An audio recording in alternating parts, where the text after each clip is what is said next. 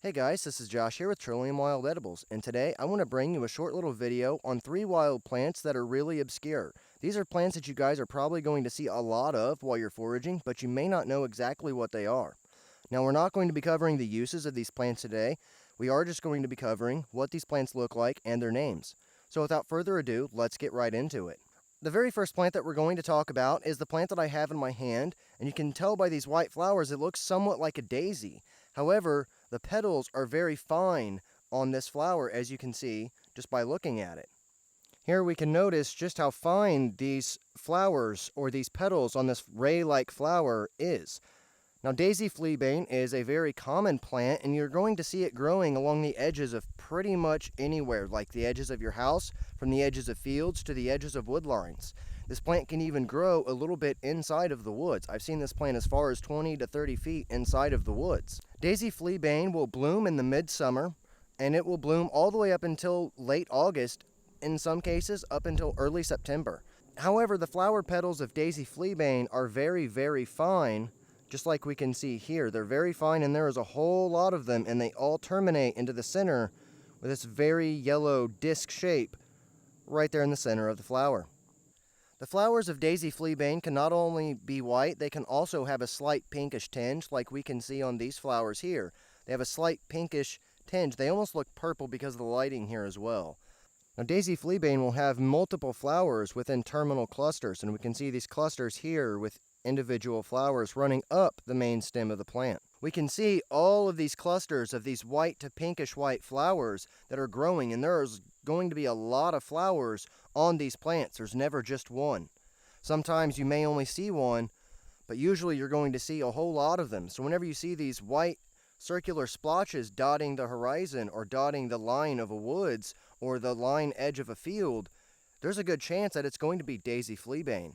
The leaves of daisy fleabane will alternate all the way up the plant. However, there can also be some opposite growing leaves on daisy fleabane as well.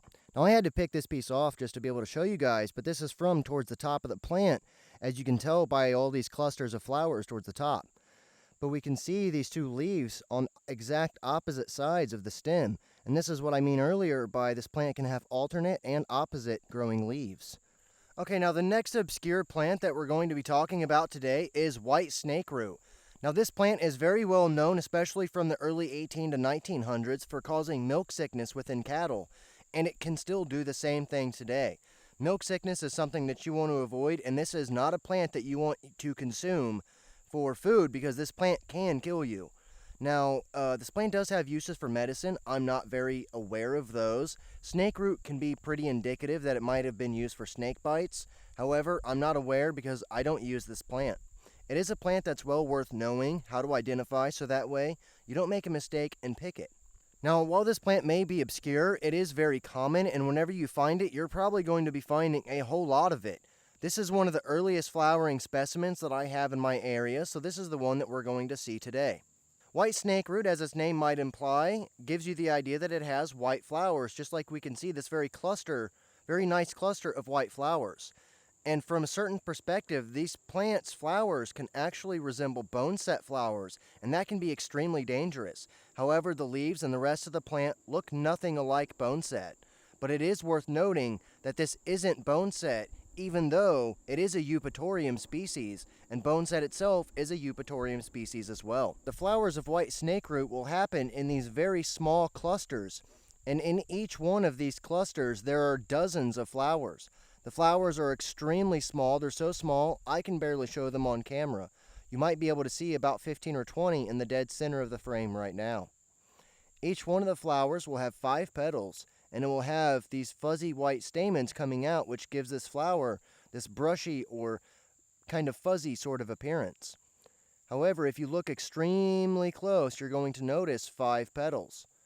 The leaves of white snakeroot are egg-shaped with very large, somewhat sharp teeth running along the margins of the leaves, and the leaves will come to a very fine point or a very fine taper, just like we can see on this leaf right here. If we move the plant from the bottom towards the top, we're going to notice leaves towards us, leaves away from us, leaves towards us, leaves away from us, etc., because they grow on opposite sides, and they will always alternate in this opposite pattern. Okay, now the last plant that we're going to be talking about today is wild blue lettuce, or as it's sometimes known by its other common name, bitter lettuce. And one of the reasons it has a name bitter lettuce is because this plant is a little more bitter than normal wild lettuce that has a yellow flower. There are a lot of varieties of wild lettuce or lactuca species across the United States and across the globe. All of them can be used interchangeably for food and medicine, and I've done a few videos on how to use wild lettuce. So we're not going to talk about the uses of this plant in this video today. Blue lettuce is called blue lettuce because of its very blue flowers that it has right here. These are sort of light and kind of whitish blue in color, but they do have a blue tinge just like you can see here. There's going to be a lot of petals on the flower, just like we can see on this plant in front of us. Sometimes you may find anywhere from 7 to 10, sometimes you may find as much as 15 petals on each individual flower. In the background here we can see all of these little flower buds, and these are from flowers that have opened or are getting ready to open. Each flower bud will bloom at a different time, and this is a really good example with this brown guy that seems to want to run for my hand. This pod that we have with this brown tip coming out is one that's already flowered. And that's why we see this brown, is because that's what's left over from this very beautiful flower. Now the leaves of blue lettuce are very distinct and highly variable all at the same time. One thing you're going to notice is that they're usually somewhat simple as they grow up the plant with very, very fine teeth, just like we can see on this guy right here. Very sharply serrated with these fine teeth along the margins of this leaf. However, as we go down the plant and look at the larger leaves towards the bottom, we're going to notice these very distinct lobes. And now the blue lettuce leaves can actually look a lot like dandelion leaves. The only difference is that they're going to be much larger than dandelion leaves will ever grow. Wild blue lettuce will grow in a basal rosette form at first, and then it will grow upwards. And as it grows upwards, those basal rosette leaves that have the lobes are going to be up top on the stem, just like this one here, and they're going to be up off of the ground. And then as we go up the plant, we're going to notice these very long and elongate, somewhat lance-shaped leaves with teeth along the margins without the lobes. As you go up the plant, there are less and less lobes on each leaf, and they get more simple and more lance-shaped. Another thing you're going to notice about wild blue lettuce is that its leaves will alternate all the way up the stem. In each node, you're going to notice these small little round buds, and flowers can come out of the node, out of each node, all the way up the stem. So this plant can produce a lot of flowers, and it can produce a lot of seeds. Okay, so that covers 3 different wild plants that you guys might find out and about that you probably won't hear very much about. These plants are extremely obscure in their names and in their identification. You probably won't find many videos on them, and I don't find very much on their uses. I don't use these plants myself, so I don't know very much about them. The only one that I do use from time to time is wild blue lettuce, or the last plant that we covered today.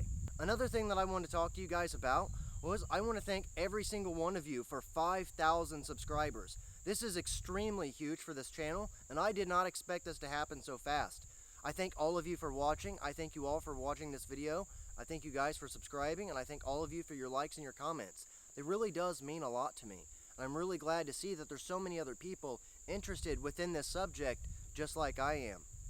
So I thank all of you guys for watching, and I'll see you guys in the next one.